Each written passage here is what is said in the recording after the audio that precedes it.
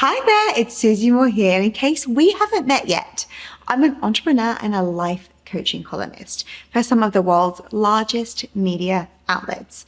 And I'm so glad that you're here with me today. If you haven't already, please be sure to hit the subscribe button to be notified each time I upload a brand new video. Today, I want to talk about something important. Right? Something that a lot of people suffer from, including me, which is the fear of missing out, known as FOMO, F-O-M-O. It's the worst, isn't it? And I speak from a lot of experience here, a lot of personal experience. Earlier this year, I had what I jokingly refer to as summertime sadness, where I often feel kind of, just sad and under pressure to always be enjoying myself, right? Never turning down an invite to a fun party or event. And maybe if I'm not somewhere, cool, like the beach, I'd always think that everyone else is out there, just like having all the fun. And I'm just truly missing out. The good news is that you can really learn to eliminate your FOMO and even replace it with JOMO, which is the joy of missing out. When we concern ourselves with what other people are doing, where they're living, where they're working, where they're socializing or holidaying, we miss out on the moment. And each moment we miss out on is precious moments from our life that we are losing, our precious limited time on planet Earth. And so the fact that FOMO is such a popular expression now, #FOMO, highlights how much it really pervades our lives. And it's really important to put our energy to better use. So here are my top tips for overcoming FOMO, that sneaky FOMO, and infusing your life with a whole lot more JOMO, which is something that you really deserve. The first is to do something that you love with your time, okay? So FOMO is only possible when you're not where you want to be. And that's often not even where everyone else is. Your life doesn't have to look like theirs. Have you ever thought to yourself, I really want to be invited, but I kind of don't want to go? Introverts rejoice at this one.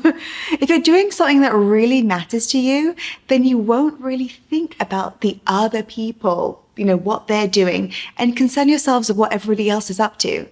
You can use some downtime and meditate if you can to really allow what matters to you, what you love, to come to the surface and to be guided by what feels right and exciting to you. And then get busy doing what's going to make you feel good and make you happy. And don't worry about the hype that everyone else seems to be having such a good time doing something that you don't even necessarily want to do. Buddha said that comparison is a thief of joy, and the grass does always seem greener sometimes, right? But when we think about it, that is just simply not true. Instagram and Facebook certainly don't make this easier for us, right? Because we're comparing our real life, the behind the scenes of our real life, with other people's glamorous travel experiences and funny stories and party highlights. So let's put social media into perspective.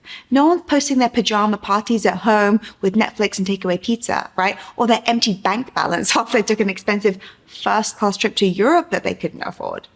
Perspective counts. The second is to learn to really listen to yourself. I like to relax by reminding myself that my intuition is the best guide for what's right for me and not torturing myself by what might be out there, right? You don't have to worry about maybe there's a cute stranger or a cool networking contact at an event if your heart is not in going. You feel the way you do for a reason, right? So just trusting how you feel and being present can give you a lot of relief. So for a moment, if you are missing out on something, you can just be still and breathe. Notice your surroundings, the sounds in the room, how your body feels, the light outside. Sometimes we don't even pause and acknowledge the calmness of the present moment that we're in. And when we're living in the now, in the moment truly, we're not worrying about the future or certainly what other people are doing in the moment, right? Which already can make us feel much better. It can really bring a sense of calmness and peace to our lives. And then finally, use your FOMO to drive some positive change in your life. Recurring FOMO, right? And really focusing on what other people are doing might be a small little sign that there's something that needs to change in your life. Maybe there's something new that you want to invite in or people you want to welcome into your world. You can use this trigger to your advantage. It might tell you that you might want to move to a new place or get out there and start dating again or write a book, change career, even book a trip somewhere exciting. Maybe you secretly always wanted to do one of those things. Maybe something's begging to be seized by you, and your FOMO is showing you it's time to go for it. You block the flow of opportunities into your life when you place attention on other people and what they're doing. And you can choose to use your energy wisely instead by focusing your life and getting busy taking action on you, the most important person that matters. As a FOMO sufferer myself, I'd really love to hear from you, to hear from your tips, you and your tips in the comments below. When you're worrying that you're missing out on something out there, something exciting that's going on, how do you create the shift and really allow yourself instead to be present and to enjoy what it is that you have and just be content where it is that you are? I love learning from you. So please share with me in the comments below, and I look forward to continuing the conversation here. And lastly, if you like this video, please make sure you hit the subscribe button so you're notified every time I release a fresh video. See you soon.